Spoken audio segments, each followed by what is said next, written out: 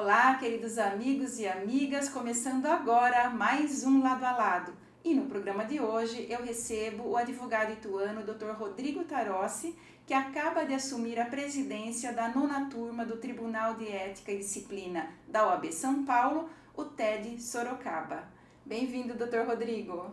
Obrigado, Mina. Eu que agradeço o convite mais uma vez. É sempre uma honra, é sempre um prazer estar aqui com você.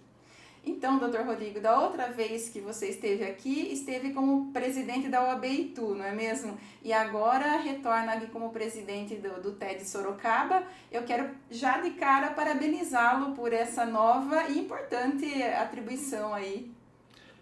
Eu agradeço. A gente terminou o mandato ano passado. Eu não imaginava que eu ia assumir algum cargo dentro da OAB, mas eu fui chamado, fui convocado.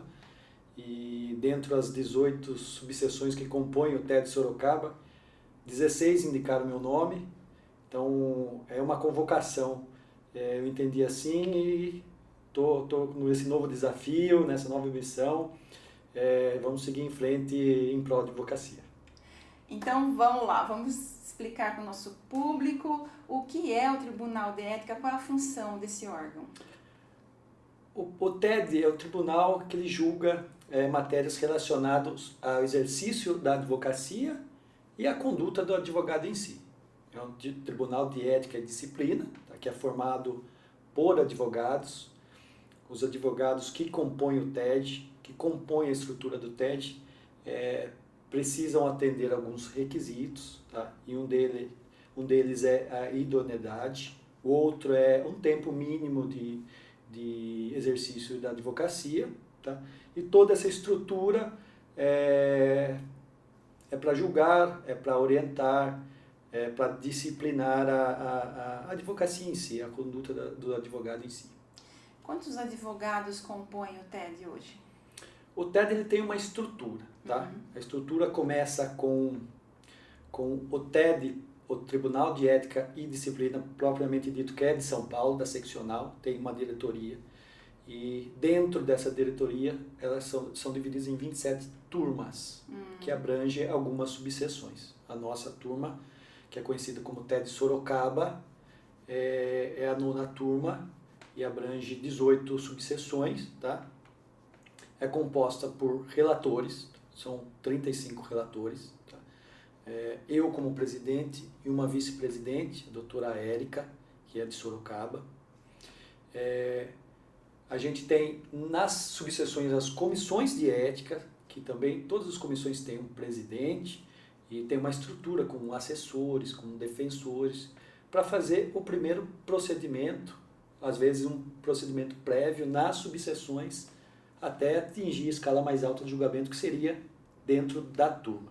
Então, é uma estrutura muito grande, tá? Não se limita só aos relatores, é uma estrutura muito grande que envolve 18 subseções. Algumas têm umas comissões maiores, outras menores, tá, Mirna? Mas é uma estrutura muito grande, envolve muita gente.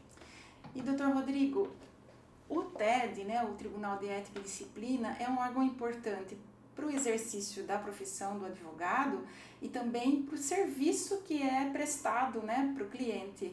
Claro, claro. O TED ele tem uma mística de ser um órgão punitivo ao advogado, mas não é isso, pelo contrário. Aliás, esse é um desafio que a gente tem, de mostrar que o TED não é isso. O TED, além de proteger o próprio advogado, a própria advocacia, ele tem tudo de proteger o jurisdicionado, o cidadão. Porque o advogado, a matéria-prima do advogado são os 3 maiores bens do ser humano, que é a vida, a liberdade e a propriedade. Para cuidar disso, precisa ser um profissional bem intencionado. Para cuidar disso, a gente precisa ter alguém que regula, alguém que ensina, alguém que educa, algo acadêmico. Porque, como o próprio nome diz, às vezes é a vida da pessoa que está na mão de um colega, né, de um advogado. Então, esse intuito de proteção da sociedade, junto com a proteção da própria advocacia, eu acho que é o principal objetivo do TED. Não é punir, acontece. Não é suspender, acontece. Não é excluir, acontece muito. Tem advogado que perde a carteira funcional por conta de atuações, e às vezes você vê que são situações que até de desconhecimento. mas que acontece. Então, não é só isso. A principal meta é proteger a advocacia e a sociedade. E como é que funciona o TED, né? Uma pessoa que tem uma queixa contra um advogado, como é que ela inicia esse processo que vai terminar no TED, que vai subir para o TED? A pessoa que se sente lesada por o exercício profissional, ela tem que procurar a casa do advogado da subseção. A casa do advogado, ela vai ser atendida, vai ser tomado o depoimento dela. Existe um procedimento prévio para ver se ali já se resolve esse conflito, se é a casa de resolução do conflito, e a maioria das vezes tá? Não sendo ou não se interessando o colega a resolver esse conflito, ou tem esse procedimento preliminar, tem todo um procedimento de instrução nas subseções, nas comissões, para depois ele sobe, como a gente diz, né? Apesar de ser a mesma instância, mas ele vai para o TED para apreciação dos relatores, aonde que efetivamente vai ser julgado o caso. E quais os principais tipos de infrações que chegam até o TED? Por incrível que pareça, a apropriação, locupletamento de dinheiro de cliente. Muito. Creio eu que 90%. E ausência de prestação de contas. E às vezes a ausência de prestação de contas também não veio pelo locupletamento. Às vezes um jovem advogado não faz contrato, não presta contas, e às vezes ele cai numa situação dessa. Mas tem situações gravíssimas também, infelizmente. Mas tem situações banais, que é a falta de cautela do colega, às vezes o jovem advogado, por isso é muito importante combinar, muito importante contratar, é muito importante deixar muito claro, transparente o que vai ser cobrado, qual o serviço que vai ser prestado, porque às vezes chega de uma forma que a gente não tem nem como ajudar o colega. Tá? E a gente já se deparou com casos que foram de situações de negligência. Tá? Não foi nem algum dolo, alguma coisa desse tipo, mas de negligência o colega é punido por uma conta disso. E como que é uma sessão de julgamento lá dentro do TED? O TED, como eu falei, ele tem 30 e tantos relatores, tá? O processo tem que chegar maduro para julgar. Maduro é feito toda essa instrução processual nas subseções, todo esse rito tem que ser alcançado. Ele chega para ser julgado, é feito um voto, um relator nomeado para votar, para dar o parecer dele, condenado ou absolvido. É aberto a palavra para a parte se defender, ou às vezes pessoalmente, ou às vezes através de um outro advogado, tá? Após é feita uma votação, inclusive com votos divergentes. É parecido com uma sessão do Tribunal de Justiça mesmo. É bem próximo disso, tá? O rito é bem parecido. E vai depender do número de votantes, maioria, unânime ou não. Feito, tomado o termo, relatado, é feito um acórdão, tá?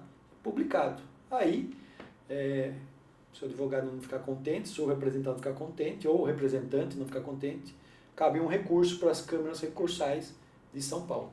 E quais tipos de penalidades podem ser aplicadas nessas infrações? Penalidade vai de advertência, censura, suspensão e exclusão. Tá? Então, primeiro a gente vai às penas mais leves, de advertência, censura, mas chega a suspensão e também a exclusão. A suspensão pode ser por quanto tempo? Depende muito das circunstâncias do caso, tá? 30, 60 dias, às vezes tem a suspensão e mais uma pena complementar, suspende até você, por exemplo, devolver o dinheiro para o cliente. Então pode ficar suspenso por 1 ano. Tá? Enquanto não devolver e prestar contas, fica suspenso. Tem a pena pecuniária também, às vezes é condenado a pagar mais uma anuidade, 2 anuidades. Então são aí condutas de menor poder ofensivo, né? Mas pecuniária também pode acontecer. E se chegar a perder a carteira, é definitivo? A pessoa pode recuperar a carteira? Existe a possibilidade de recuperar, tá? Dependendo do caso também, dependendo das outras punições. Tem que cumprir um prazo, tá? Mas aí tem uma série de requisitos objetivos, como você comprovar sua idoneidade, não responder processo crime, tem uma série de... é quase impossível. É mais fácil passar no exame da ordem, posso falar para você. Mas é muito difícil. E acontece muito. Quando eu não participava, eu achava que era impossível um advogado ser excluído. Até porque a pessoa fala, pô, eu estudei, eu passei no exame da ordem, eu não posso ser excluído, a OAB não tem esse poder.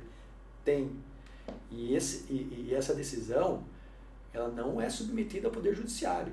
O Poder Judiciário não interfere. O Poder Judiciário só interfere em questões constitucionais, de ampla defesa. Mas a decisão de mérito, isso é decisão do Supremo. É soberana a OAB. Então tem exclusão sim. E tem mais do que imaginava. Muito mais do que imaginava. Precisa atuar direitinho, então, Precisa tomar muito cuidado e atuar direitinho. Como eu falei, a gente às vezes tem a vida da pessoa lá, o patrimônio da pessoa na mão. Tem a liberdade da pessoa na mão. É um serviço de muita responsabilidade de advocacia. E quais são as suas principais metas aí na condução do TED nos próximos anos? Eu quero aproximar o TED da advocacia. Eu já estou fazendo isso, a gente já abriu alguns canais de comunicação que nunca existiu do TED, então a gente quer aproximar e tirar essa mística que o TED é um órgão punitivo. Tá? Trazer o jovem advogado para o TED, abrir as portas para consultas, isso é muito importante. Ó, eu posso, até onde eu posso, até onde não posso. Hoje a gente tem muitas questões do marketing jurídico, né? Então isso é muito subjetivo, do que pode, o que está captando o cliente, que é vedado, o que não está, até onde eu posso ir, até o que eu posso patrocinar, onde eu posso pôr meu nome, posso pintar na parede. Que é muito novo, é muito recente, novo. E o jovem isso, advogado, ele cresce com essa cultura de redes sociais, ele quer aparecer. Então, a gente está de portas abertas, porque é bem subjetivo mesmo. Às vezes cabe uma consulta, olha, eu vou fazer isso. Pode, faça. Isso já não pode. Caracteriza a mercantilização, caracteriza a captação da clientela. Provavelmente você vai responder um processo ético. Porque tem muita gente que fica de olho mesmo, viu? E então, essa é a nossa, eu acho que a missão principal é essa, além de fazer alguns treinamentos nas subseções para capacitar essas comissões, trazer o TED junto às faculdades de direito. Eu vi que vocês começaram já a fazer algumas palestras em faculdades, né? Sim, tem um projeto piloto que tá inclusive em São Paulo, agora na PUC São Paulo, tá? E ela vai abranger o estado todo, tá? Então aqui na região de Sorocaba a gente também vai começar a fazer uma comissão do TED vai à faculdade, tá? Para a gente chegar próximo aos estudantes de direitos e mostrar que ética não é só para prestar exame da ordem, não é só decorar. Não é só uma disciplina da faculdade, né? Não é só uma disciplina, é para a sua vida toda. Você falou do caso, eu lembrei agora dos casos, né? Eu falei só de um, mas tem bastante questões sobre publicidade e marketing jurídico também, tá? Então, isso, apesar de não dar uma exclusão, pode trazer de sabor aí para o advogado, principalmente para o jovem advogado que responde muito sobre isso. Então, eu acho que é importante, não é tão grave quanto uma apropriação indébita, né? Mas tem um volume alto, tá? de uma representação. Até porque o advogado representado, ele não vai poder fazer parte do próprio TED por um tempo. Então, falar é pena de advertência. É pena de advertência. Daqui a pouco transforma em censura, daqui a pouco transforma em pecúnia. Mas ele acaba sendo tolhido de até participar de comissões de OAB. Então, o jovem advogado tem que ficar muito atento a isso.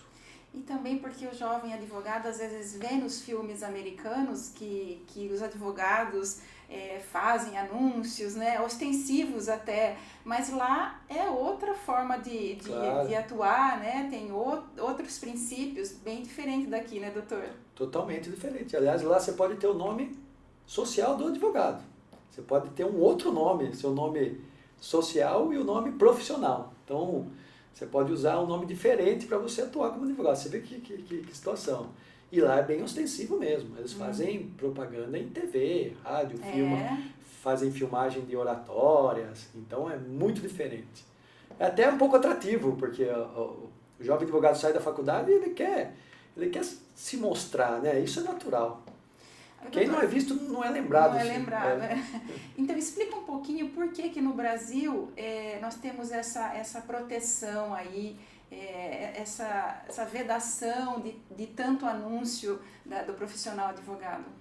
A intenção, eu acho que essa intenção, eu entendo que é um pouco conservadora, eu acho que devia mudar.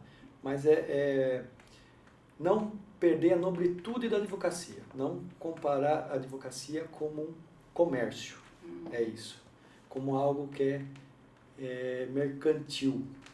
Eles queriam deixar a advocacia como uma prestação de serviço meramente intelectual.